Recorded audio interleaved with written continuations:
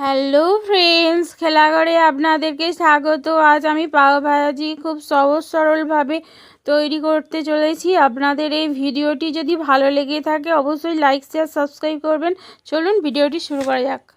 প্রথমেই নিয়ে নিয়েছি পাও ভাজির জন্য পাও, তারপর ফুলকপি, আলু, গাজর, ক্যাপসিকাম, আদা ও লঙ্কা কুচনো, টমেটো কুচানো, তারপরে রয়েছে বাটার, হলুদ, লঙ্কা গুঁড়ো, ধনে গুঁড়ো আর সামান্য স্বাদ অনুযায়ী নুন।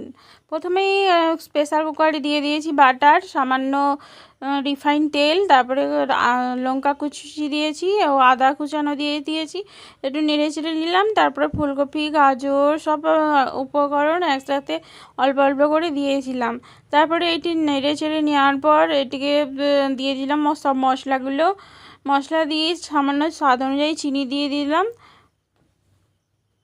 এরপরে সামান্য জল দিয়ে এটিকে প্রেসার কুকারে সিটি দিয়ে ভালো মতো পেস্ট তৈরি করে নিতে হবে। তারপরে পাও ভাজির জন্য বাটার দিয়ে দিলাম, লঙ্কা দিয়ে দিলাম একটি কড়াই, তারপরে দিয়ে দিয়েছি ধনে পাতা ও কিছুটা পায়ের মশলা তরকারি দিয়ে ভালো করে এটিকে সেঁকে নিচ্ছি ভালো মতো হয়ে যায়। তারপরে এটাও তৈরি হয়ে গিয়েছে। এরপর পরিবেশন করার জন্য তৈরি। আর আমার পাও ভাজি তৈরি, টেস্টি পাও ভাজি তৈরি হয়ে গেছে। এবার পরিবেশন করে নিচ্ছি। প্রথমে দিয়ে দিলাম পাও ভাজির যে তড়কা, সেই তড়কাটা দিয়ে দিলাম। তারপর সাইডে লেবু দুটো আর টমেটো কুচি দিয়ে দিলাম।